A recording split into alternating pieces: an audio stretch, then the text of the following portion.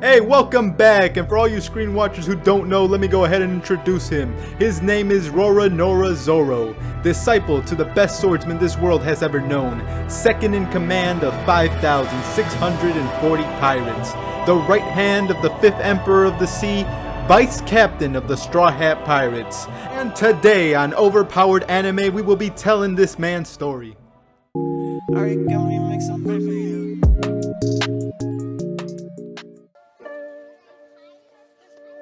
If you guys haven't already, please hit that like and subscribe button. Without further ado, Roronoa Zoro. Former pirate hunter, his story begins in a small village in the East Blue, named Shamaski. There, Zoro met the love of his life, Kawina. They shared many nights together, training. On their 2001st battle, of which Zoro won none, they shared their dream to become the best swordsman in the world. Sadly, tragedy struck. The next day, as Kawina, in the middle of the night, searching for the bathroom, came to an untimely death at the hands of her staircase. On that day, Zoro swore to never trust his sense for direction, as well as carrying both their dreams of becoming the world's greatest swordsman. With her blade, he set out to sea. 9 years later, at the age of 19, he was known as the greatest bounty hunter in the East Blue. While hunting a pirate down in Shellstown, a town known for corruption, the son of a government official unleashed his beast on a child. Zoro, being the badass that he was, with the hilt of his sword, he broke the beast's back. The son, furious, challenged Zoro to a bet. If he could survive 1 month without food, tied up at the Navy courtyard, he would look the other way. But if he refused, he would kill the child. Zoro, being the law-abiding citizen that he was, agreed. Many hungry nights followed. 30,240 minutes later, his eyes weakened, his vision blurred.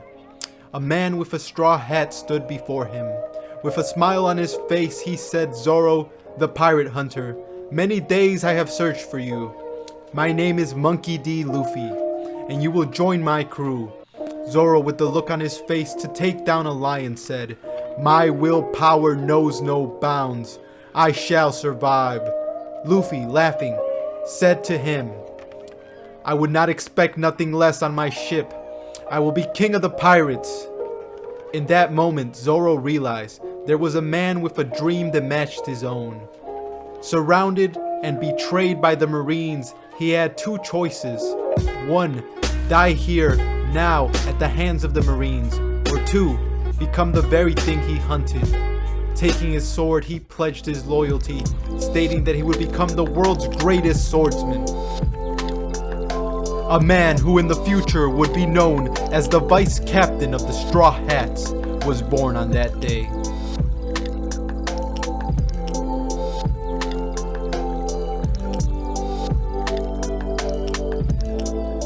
After setting sail with his captain, they met 8 amazing people, forming the Straw Hat Pirates. On one of their adventures to recruit the cook for their ship, he met the man who was known throughout the world as the world's greatest swordsman, Dracula Mihawk. For the first time in his life, his dream that he longed for, cried for, and bled for was within his grasp. With no shred of fear in this man's soul, he challenged him to a duel. Unfazed by the challenge, Mihawk took out the smallest sword in his arsenal. Zoro, feeling belittled, charged at him with his full might, with a look of pure shock as all 3 of his blades stood still. By a mere pocket knife, Zoro could not comprehend the difference in power, attacking once more with the intent to kill.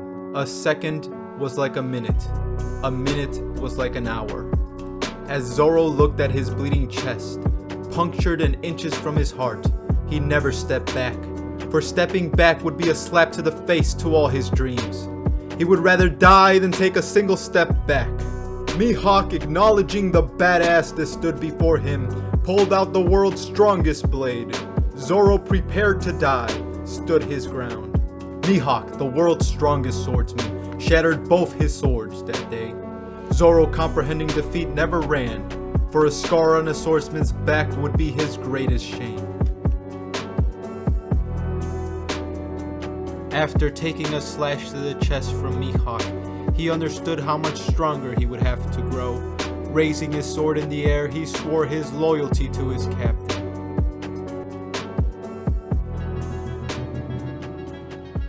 As time passed, Zoro's strength became immense. Day by day he grew stronger, his loyalty unbreakable.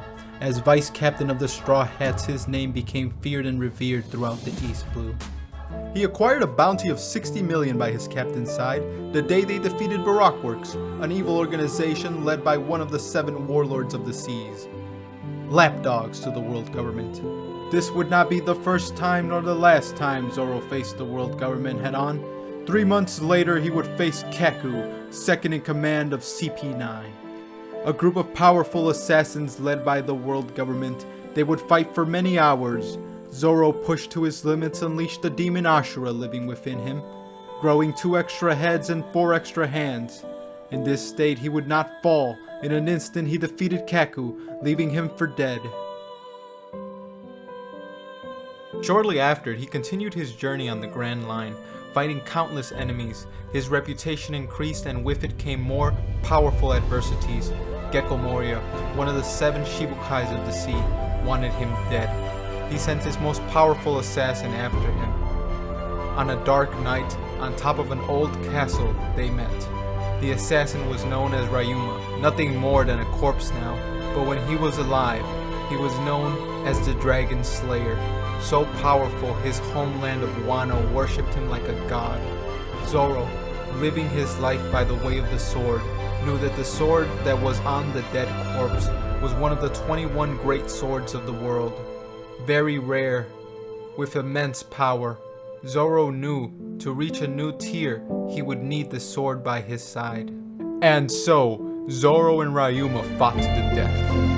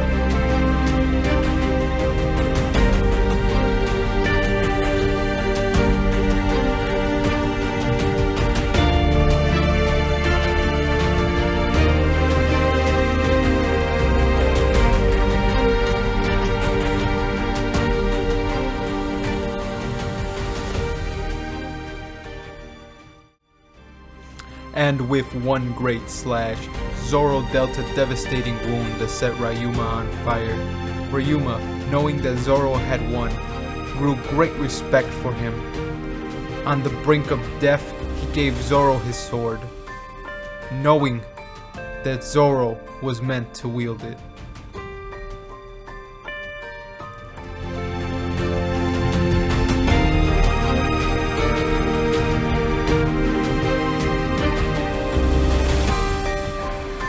Once Luffy, captain of the Straw Hats, heard of what happened, his rage split the sky in half.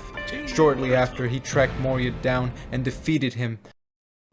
It was a battle so great that the dead rose from the underground. The government, afraid of the world finding out of what happened, sent their cyborg enforcer Kuma after the Straw Hats. Vice Captain Zoro was the first on Kuma's hit list. Zoro fought with all his might, taking on his most powerful attacks.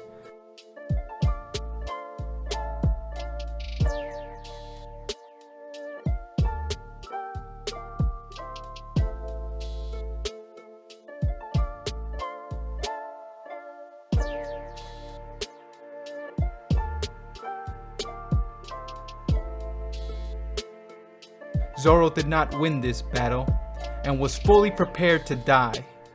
Kuma, seeing the ambition in Zoro to be the best swordsman in the world, made him a bet.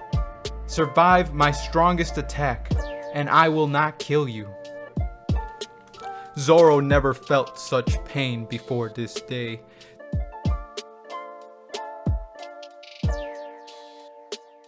With the memory of his captain keeping him alive, he plunged into the attack.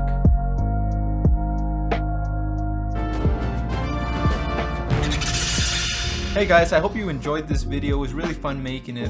One Piece is one of the best animes out there right now. If you haven't already, hit that like and subscribe button. Share this video and help this channel grow. Part 2 is coming soon. If you like this type of storytelling video, I know you're gonna love the ones I will be making for each Straw Hat. Hit that subscribe button. Do it. You did well.